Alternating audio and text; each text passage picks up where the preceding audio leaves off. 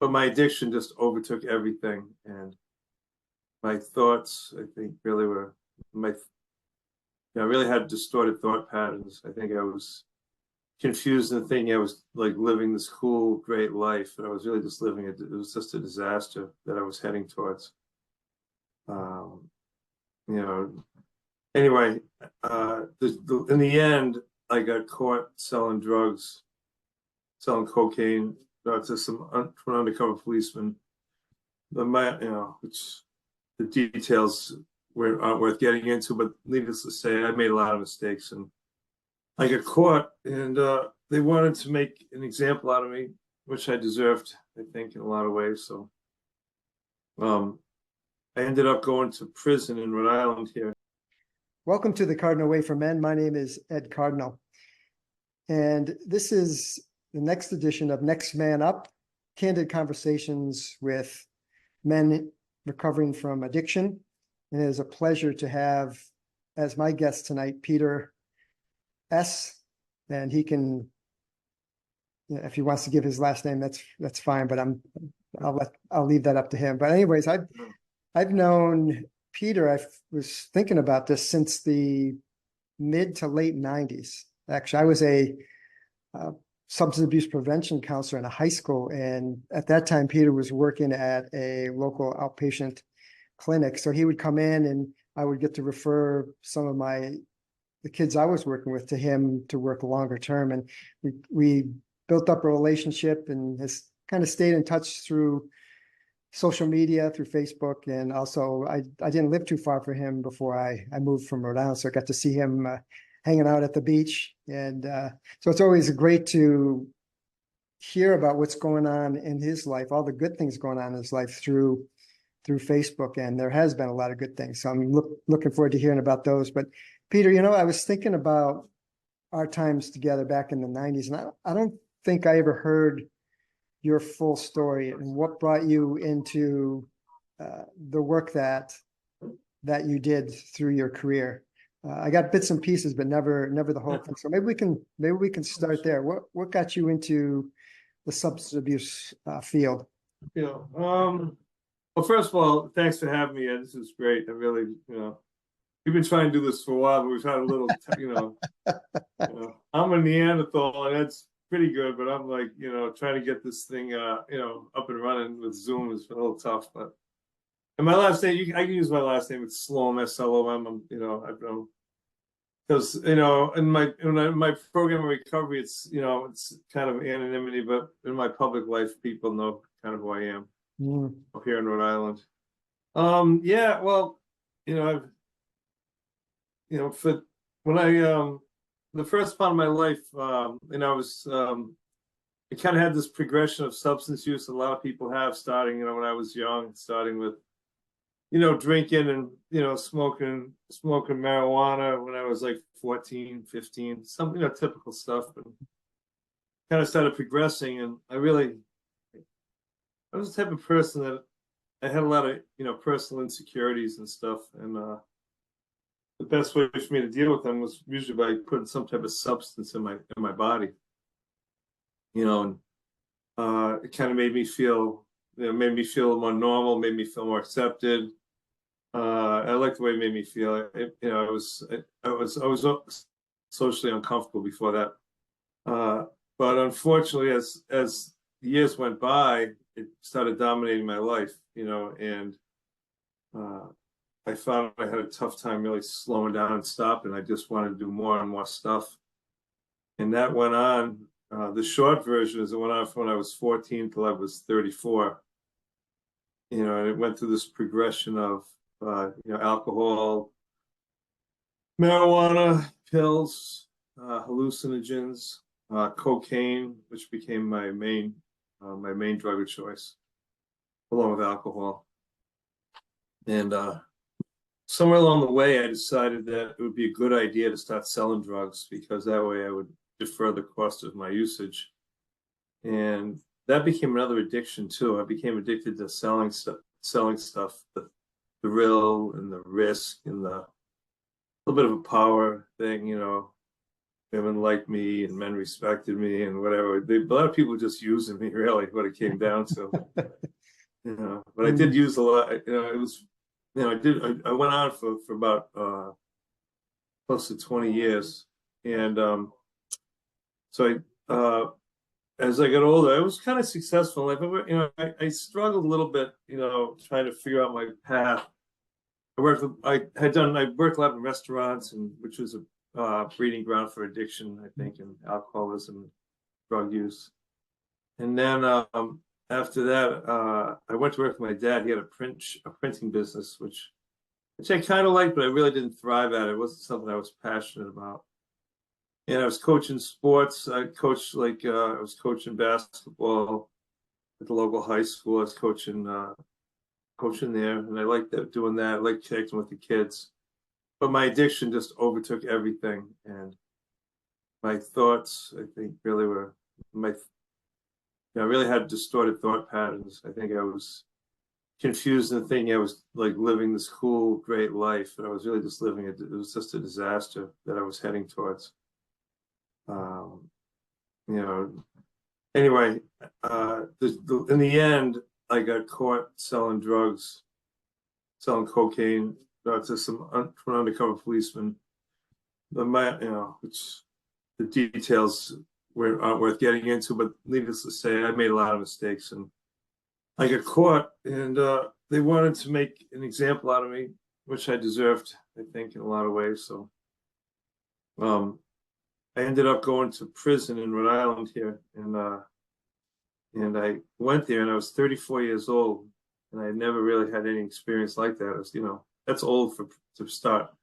If you're looking through the criminal justice system in this country, people usually start late teens, early 20s, become this rite of passage, and then they just continue on. For me, it was late, so I was kind of a late bloomer in the criminal justice system. And I got sentenced to 6 years in prison. When I got arrested, I didn't get out. I didn't get on bail. There was no bail for me or anything. They kept me inside the state prison, and I just stayed there, and eventually sentenced me to 6 years inside the prison.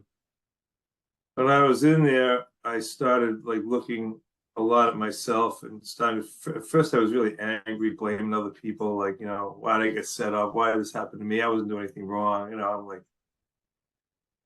But one day this guy came up to see me. I had coached his son in basketball, and he was a really well-to-do, kind of a well-off guy, owned like a chain of restaurants, and he really kind of was a button-down guy, real sharp guy, and older than me. And he came up to me when he started talking. He came up to visit me all dressed up, and he said, Pete, you think, his name was Peter too. And I said, he goes, Peter, do you think you might have a problem with substances, alcohol, drugs? And I was thinking, I'm like, yeah, I would think so. He goes, I'm here. And he goes, yeah, you're here. He goes, this doesn't happen to regular people. And he goes, maybe, and he went on to explain to me how he had problems with alcohol and almost lost his whole business and his family and friends and got into recovery. And he started bringing me books to read and talking to me. And inside the prison, I started reading more and developing this, trying to get a concept of what caused me to do what I did? Why was I doing what why did I use substances like I did? Was there something wrong with me? Was this a disease? Was this just a weakness? And subsequently, I did a lot of work over the next few years. After about 2.5 years, after 2 years, I came up in front of the state parole board. You were eligible for parole, which is kind of an early release. After 1/3 of your time, I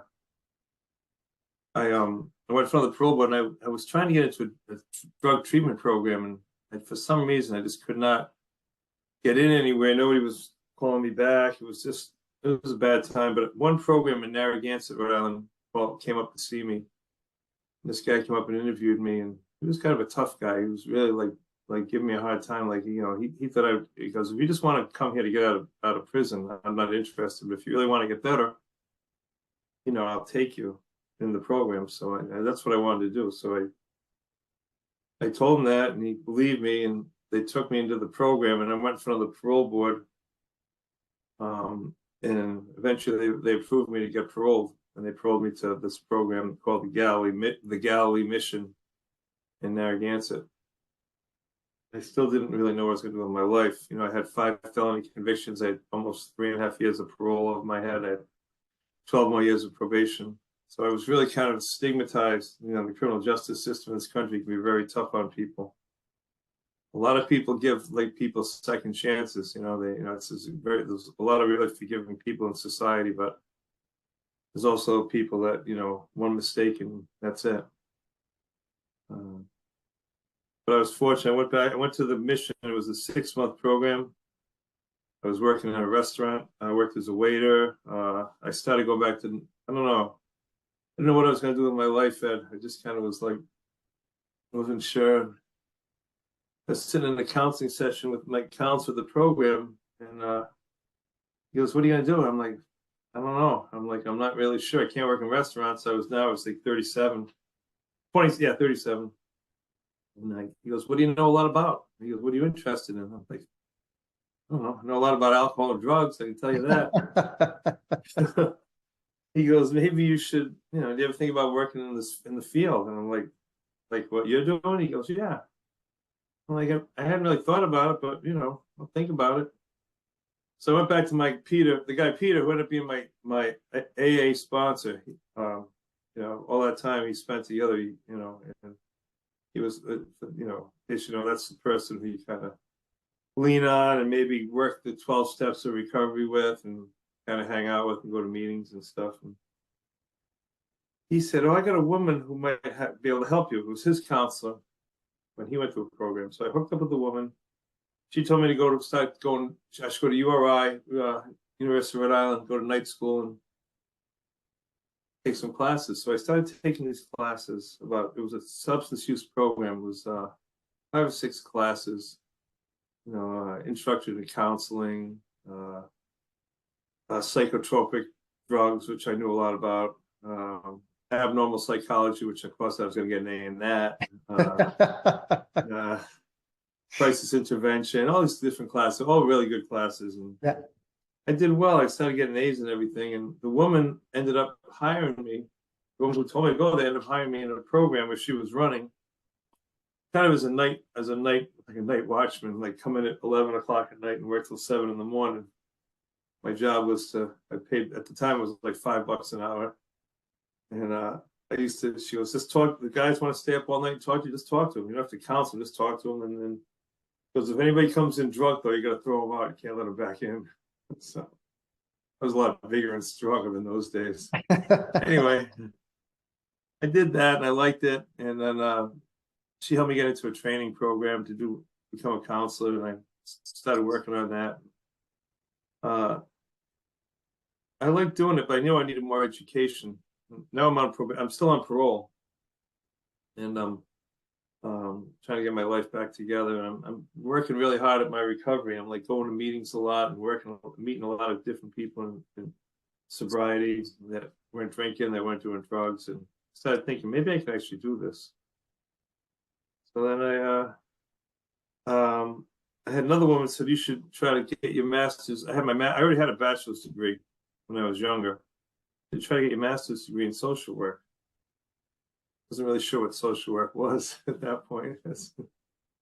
But I looked into it and I applied. Eventually I got in and I went to grad school, and I'm still on parole. Still working the treatment program. I met a nice woman who I ended up getting married to and still married to after almost over 29 years. Wow. Awesome. Yep. Yeah. And then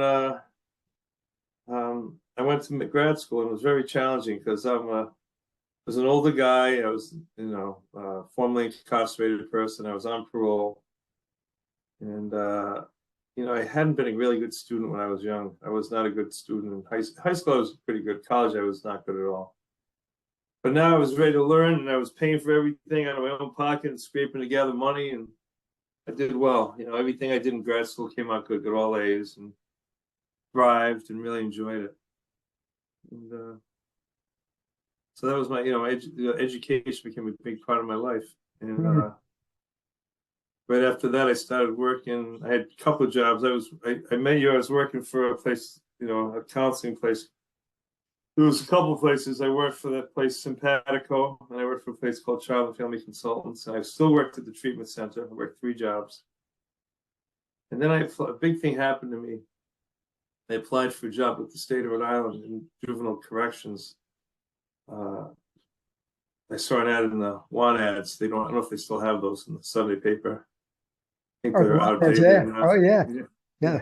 That's how I got the job. That's how I got the job at the high school where I met you. It was a Sunday, the want ads, New Haven, Connecticut. Yeah. Mine was the Projo, the Providence Journal. Mhm. And I told my wife about it. I think we were married then, and she said, I said, I love this job. I was working with kids, hard to reach kids. You need an MSW. But I said, I'm on probation and I've been in prison and I'm never going to, I've had 5 felonies I was charged with. And she just said, just apply. And the day I graduated from, got my MSW, the Providence Journal had written a big article on me. And they wrote a big article. And it was on the front page of the paper. It was like a 2 or 3 page article. So she said, take that article and staple it to your cover letter. So I did. I interviewed and I did really well. And then eventually, over some people's objections, they hired me. That was in the beginning of 1997. And then I spent the next 22 years at the juvenile correctional facility. I went from being a social worker to a manager to a clinical director to the deputy superintendent, associate. I basically at the end I ran the place. So it was a good journey. Ah. Yeah, and then I left there and I went to work for the Department of Children, Youth, and Families, which was part of the training school. But I became the director for the substance use director for the whole department. And I revamped that. I did a lot of work with families with substance use with kids. Trying to help parents get them into treatment and working with them, and trying to look a totally new outlook on things. And I did that for 3 more years, and then I retired at 60, just before I turned 66. Congratulations. That's awesome. Between there, I did about 100 other things, but that's the short version. Yeah. So on a personal level, how did you? I mean, you've helped hundreds, I'm sure thousands of young men. Yeah. That's who you work with, young men in the system there? Yeah. I did mostly young men. I did work with some young women too, but mostly it was young men.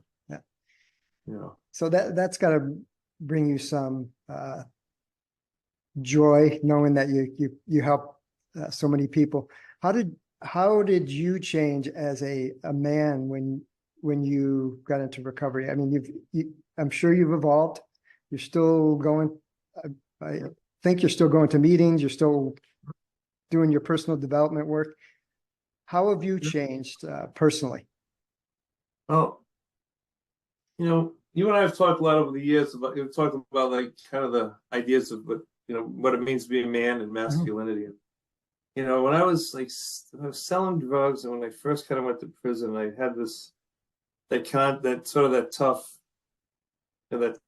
concept of men being tough and strong and not being vulnerable and dominant sort of, and like alpha male type thing. And once I really started getting into my recovery and survived the prison life and started trying over again, I realized there was a different side of me. I was much more, I think, sensitive about stuff, and I was kind of more empathetic and understanding about my fellow man, and became more vulnerable personally. Was able to, when you're at meeting, I go to 12-step meetings all the time. I average probably right now maybe 3-4 meetings a week, pretty much on a regular basis, which comes out to I don't know, 150, 200 meetings a year sometimes. And over the last probably 10 years I've been doing that. Before that, I might have been, my kids were growing up, I was a little bit less. I did a little less meetings, but at the beginning, I did a ton of meetings. So you learn to express yourself and hear other people. And I hear people that would, especially the men, some men would be like, still want to hold on to that old persona. And I feel that that was not good for recovery.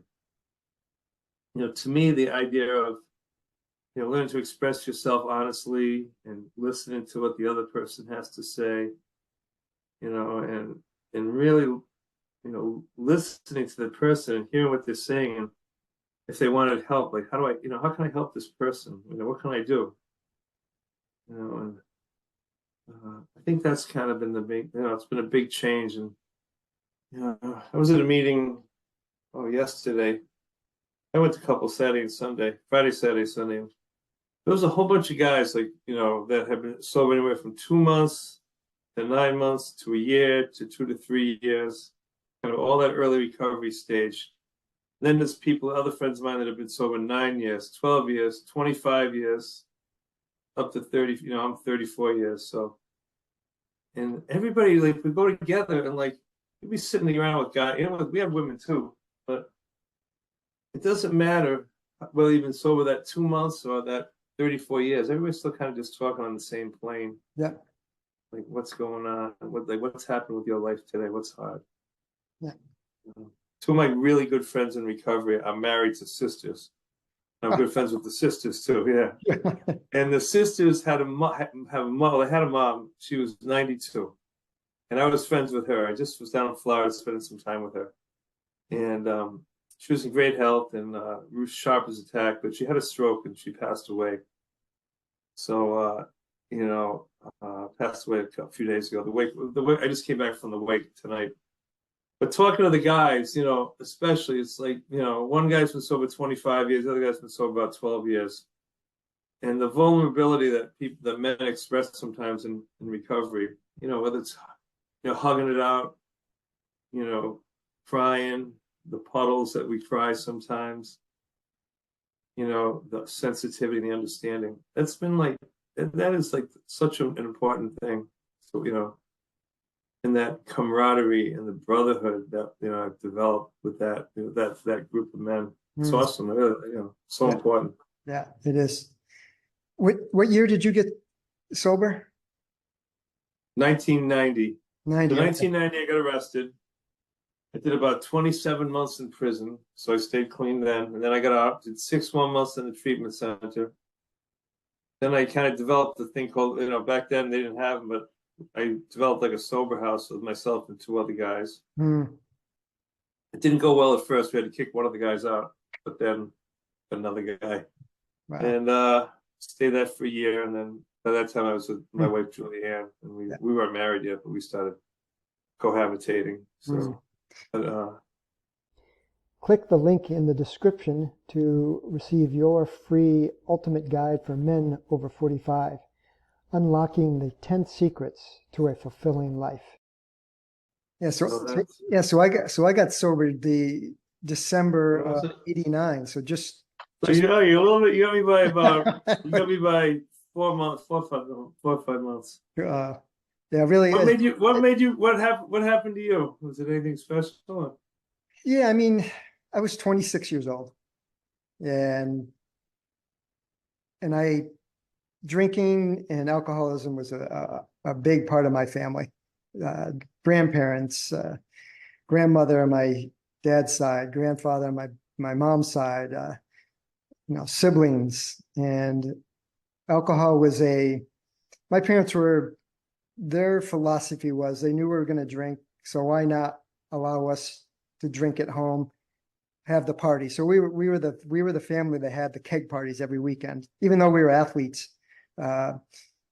Looking back now, they never would have got away with what they did then. This was back in the '80s, but eventually it caught up with me through college. I started questioning my drinking even then, and I think I was turning more and more into my father, who had a problem with his drinking, and then also a lot of broken relationships. I I wasn't good in relationships. So eventually, and it was weekend binge drinking mostly. I wasn't drinking during the week, but I went home to visit my parents. I was living up in New Haven. I went down to Brookfield, Connecticut, and I went out drinking that night, and I drove home. I don't remember how I got home. And it's one of those, I'm sure you had them. You look outside, Oh yeah. make sure the car's still there and it's not damaged. And I wet the bed, vomited on the side of it, and my mom cleaned it up. And I at that moment I felt disgusted, discouraged, and disappointed with myself. And I knew that if I continued on this path, I wouldn't fulfill my mission in life, whatever it was. I didn't know what it was going to be at that point, but I knew that I didn't want to continue to live this way. So I started going to meetings. I went to a Friday happy hour meeting in New Haven. That was my first meeting. And from there, I was really active in the AA in the New Haven area. And then I moved to Rhode Island after being sober for a little over a year. And then I was very active in Westerly, Yeah. down in that area. A lot of great meetings, and as you know, and yeah, so that was kind of in a really short nutshell. That's kind of what brought me to sober. I was thinking about this thing when I was using, you talk about the night you came home, and I remember one night I went out, drinking, and I was drugging. I was up all night and partying, and I don't remember I couldn't remember what happened. Then it was like 5 a.m. I went to go find out where I had a truck at the time. I went to go find my truck, and as it happened before, I had absolutely no idea where my truck was. And of course, there's no cell phones, GPSs, any of that stuff. So I started walking home like the walk of shame. It's like 6:30 in the morning. And I'm walking home, and I'm walking down the street, and I see this guy that I know. He's out walking his dog. He's like having, it's like bopping around at 6:30 in the morning. Pete, what's going on? I'm like, hey, that name was Bo. Hey, Bo, what's up? He goes, what are you doing? I go, I'm walking home. He goes, oh, where's your truck? I'm like, I don't know, Bo. He goes, what do you mean you don't know? I said, I don't know. I don't know where it is. He goes, Jesus, what happened? I go, wow. I got drunk, poked up. I went from one place to the other, and he goes, you ever think maybe you got a problem? You might need to get some help. I'm like, I've been thinking about that. I think maybe I'll do that. Yeah. And I go, thanks. He goes, yeah, well, good luck. Hope it works out. I go, bye. I'm like, dude, don't start telling me what to do. I don't want to hear it. Yeah. Oh, yeah. Yeah. I mean, as you know, it. And then with all of the people you've worked with, it's in there a lot of people's own time, and everyone has their own limits, their bottoms. But you talked about some of the challenges we as men have growing up in our culture, and so those societal norms, and that was something that I really, really struggled with. I was a sensitive boy, and that was not fostered. In fact, it was ridiculed if I cried, made fun of. Sure. So when I got sober, those were things that I had to get more comfortable with. But as you said, in AA, and I joined a men's group, I was now surrounded with other men who it was safe, other men who were not making fun of me for crying or being emotional or being vulnerable. So I learned how to be what I think is a man. And I think, as you know, it's courageous for men to break the shackles of those upbringings. And I really admire men when they do that. So that was something I really had to kind of work through, and not worry about what other people were going to think of me. That was the big thing. I was worried about what other people were going to think of me. Yeah. That's a feminine trait. That's someone like that is gay. And and so, You're soft, you're a pussy. yeah, yes, yeah, all of those things. And I realized that that was not the case. And I also realized that I wanted to help other men be okay with it. So that's That's kind of my I mission. like that. Yeah. When I got out of prison, I went to this treatment program, and got out on a Friday, and then my sponsor Peter said, "Hey, I want you to come to this men's meeting on Sunday night." It was in Portsmouth. I was in Narragansett, so I had a license in a car that I got, and I drove over and I met him at the meeting. I walked into the meeting. It was in a church, typical place. And look around, it had to be 30, 40. There's a lot of men there, right? And I'm looking around and I'm like, holy mackerel. I'm like, one of my best friends, two of my best friends' dads were in the room. A high school teacher who I really looked up to was in there. Guy that coached basketball was in there. Um, who else is in there? A couple of my friends who I used to hang with, who I kind of like totally lost touch with. I had no idea what happened to them. They'd each been in recovery like a few years at that point. There was this guy. This other guy, his name was Jack. I call him Jack G. He's passed away now. A lot of them passed away, but he when I was like 17, I used to go into a bar in Newport. I had like my little posse, right? Now it's like tough, I go into this bar, Murphy's Bar, and go in there. I was underage, and I go in and hit up, and I go in there with my buddies, and he'd be drunk. I thought he was like 60 at the time, but he was probably like 35. And he goes, he goes, Slom, he goes, you and your posse, get out of here. This is my bar. And I'd be like, screw you, Jack. We drink whatever we want. This isn't your bar. You just think it is, right? We'd like just, argue with him. And he was kind of a tough guy. He looked a little like Jimmy Cagney.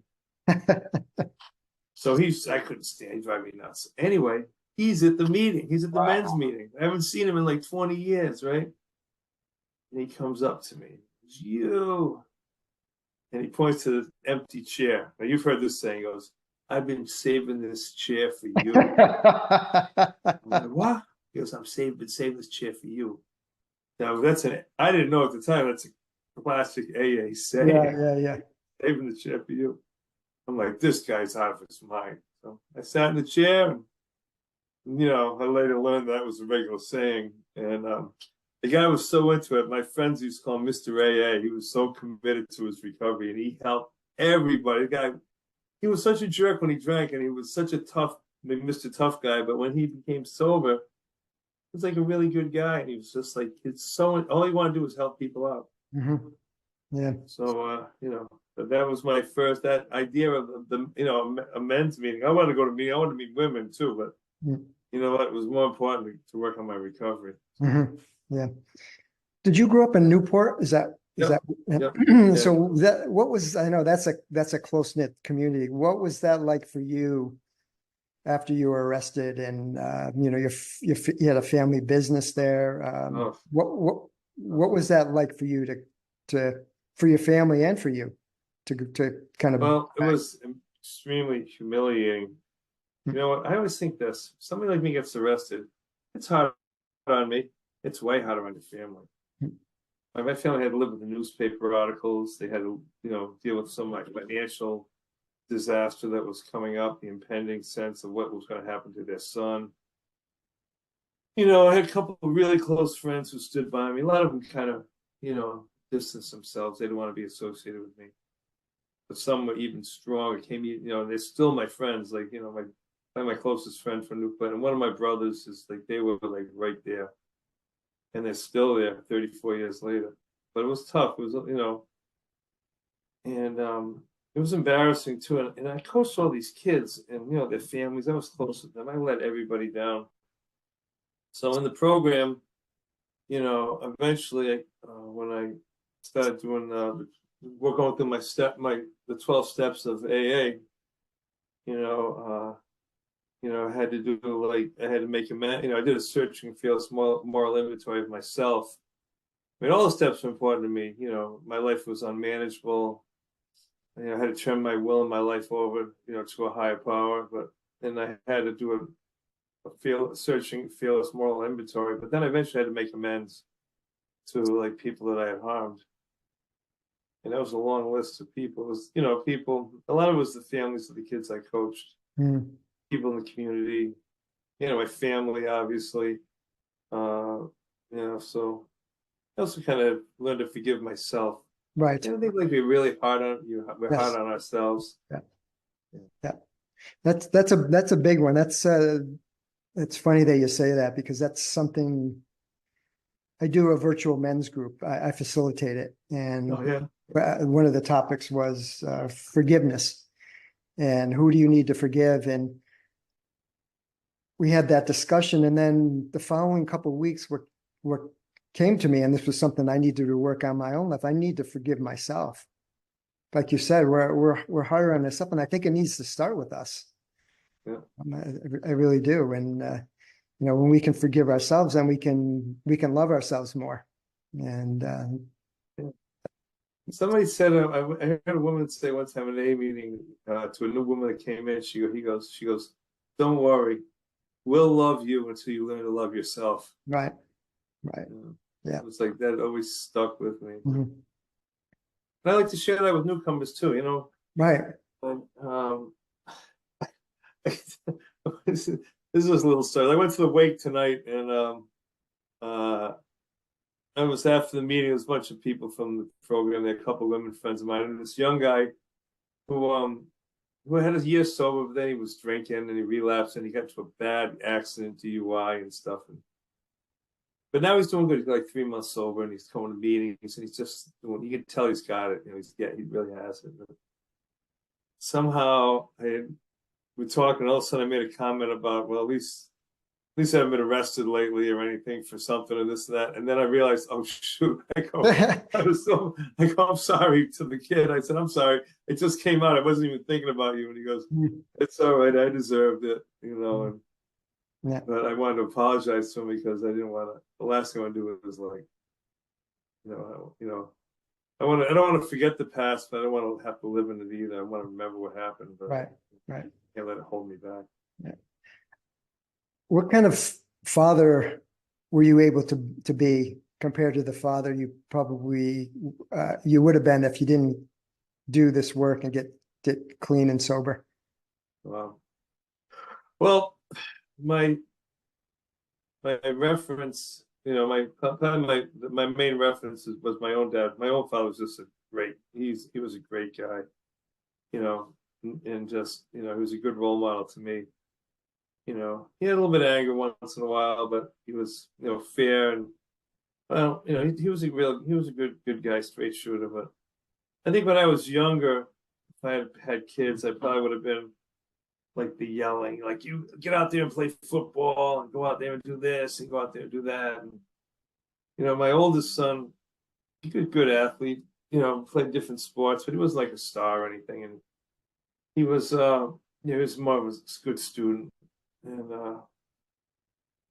you know, I wanted him to do stuff. I would never I didn't want to push him. I didn't want to be like the pushy father. I wanted to be more like one to listen to, you know, what he, you know, try to talk with them. And his name's Sam, so we call him Sammy Sensitive sometimes because he's kind of a sensitive guy. And now he's 25, he's just like an amazing young man. He's just, you know, handsome and done well. And I feel like I did a good job with him, just kind of keeping I didn't want to push him into a lot of stuff.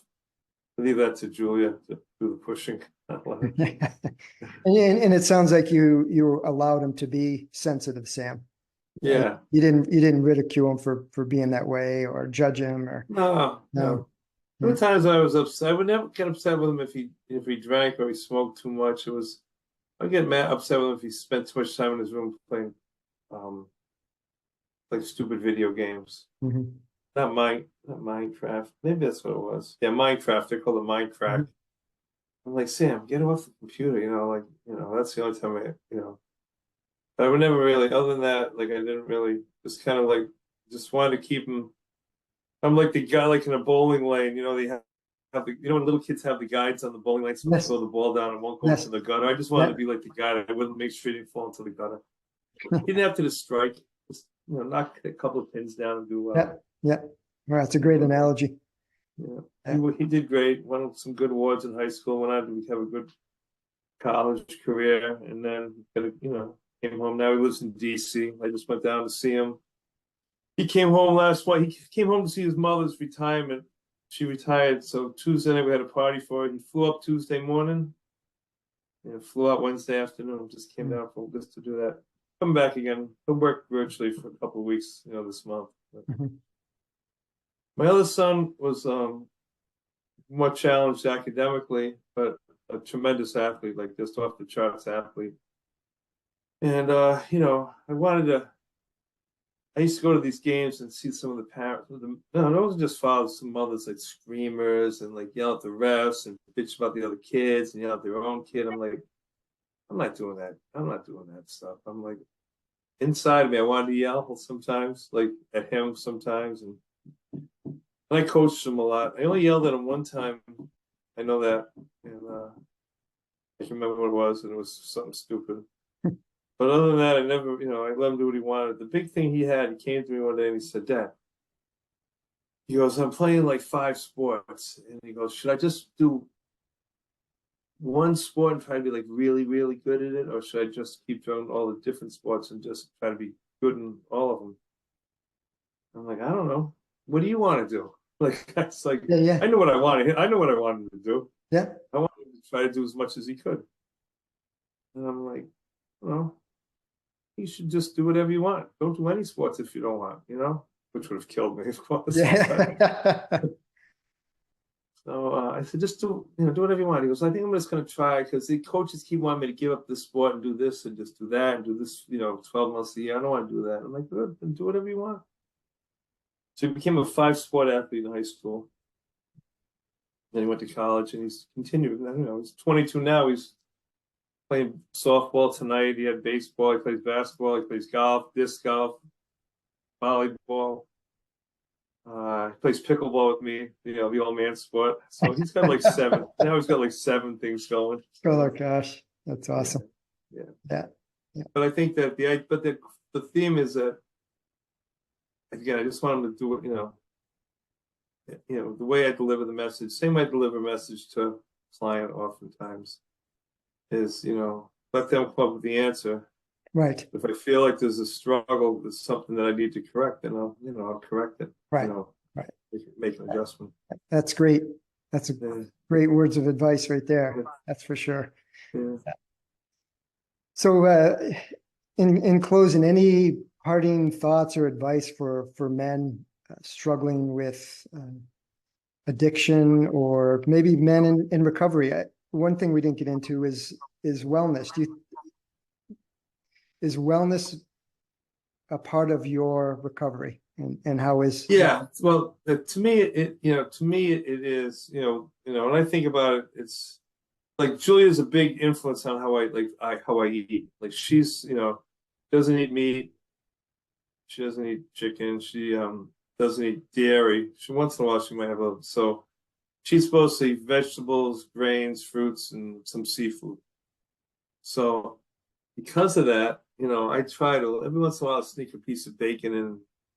It doesn't go well with her, or a cheeseburger. It's not very often, but I do. So I try to eat healthy. I don't drink, I don't smoke, so that's healthy.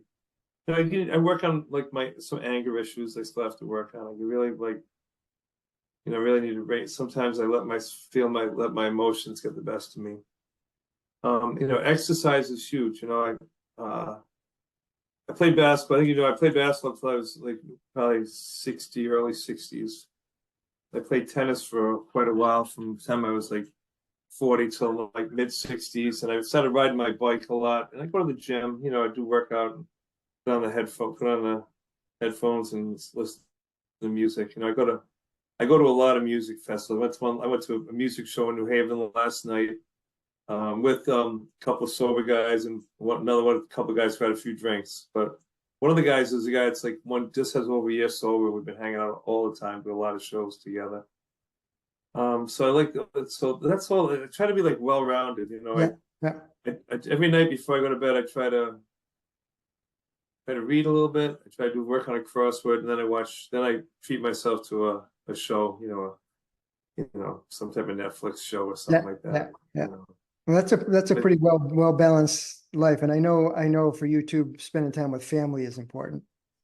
Yeah, and yeah, Julia retired Friday. Today was like her first day, you know. So I was at the wake, and a couple of my friends go, "How'd that go?" And I go, "It didn't go well. We got, you know, it's a big argument over like I don't even know what the argument was about. I think she was, you know, she was out in the yard doing like, you know, I got a huge garden. I got like gardens. I got a huge vegetable garden. I got an herb garden. I got a flower garden, and we've got all these perennials that she's weeding and working. But when she wants something done, she's very like, I want it done. I want it done now. And I'm like, I'll get it done. I'm all laid back. So she wanted this room cleaned, and I'm like, I'm not going to get to it today. I'm tired, you know, and so But, I can't even actually remember what the argument was even about. Now it was an argument. well, I'm sure this time will be a time of transition with yeah. being home more now, and I'm sure you guys will navigate that well. Yeah, she's also like, you know, I do a lot of other side things besides, you know, I'm on the I don't know if I told you this, I'm on the state parole board now. Yeah, I did hear that. Yeah. So that's, you know, I'm the only person ever to be on parole in Rhode Island and be on the parole board, which I found, you know, kind of like it was a good honor, but I find it odd that they never did that before. You know, I think the people who have been through it. Right, exactly. Yeah, and then you know, I'm in Charlestown, which is like a small hick town. You know, we have a town council, and one of the members passed away suddenly, so they had asked me to fill in her spot for like about a year. So I said I would do it. Apparently, they didn't really know that much about my background. And Well, so I did that. And I wasn't going to run for election, and then they bugged me to do it, so I decided I'd put my name in the hat. I probably won't get elected, but I'm putting my name in anyway. oh, are you? No, right. Well, good luck with Yeah. that. Yeah. I'm going to try because I always do the best effort. But I can tell you one thing: if I don't get elected, you know, it won't be the end of the world. Yeah. At least I can say I tried. Exactly. Yeah. Well, Peter, Yeah. it was great talking to you, great hearing your story, and thank you for all the years that you've. Yeah, it's been a good run we've had together. Yeah, and all You of know, now you're down. You know, I'm always jealous of like, you know, you're gonna move out to you're gonna move out to like New Mexico or Arizona for a while. We were thinking about Arizona, yeah, near And then you end up in North Carolina, and I looked at it's not far from like when my son went to school in South Carolina, and Yes. I know I'm always jealous of your trail running. Yeah. You know, because I used to like to run when I was young, and I used to like to run in like the woods and stuff, and Yeah. now I can't run from here to the end of my driveway, but unless it's a pickleball court, I can do it. That's it. So I'm jealous of, you know, the way that you guys have packed up and gone on to new adventures. Yeah. Well, yeah, it was time, and it's been definitely a transformative move for us, and we're still in the process, as life is, as you know. We're always growing, we're always learning, and that's one of the gifts of life. So, Yeah. well, I know we'll stay in touch, Peter, and again, thank you so much for sharing your experience, strength, and hope, and we'll be in touch. Thank you. I appreciate it. Thanks, Ed. We'll see Thank you. you. Okay, bye-bye. If you like this video, check out my other video on the 7 areas of your life that you want to constantly be growing and changing.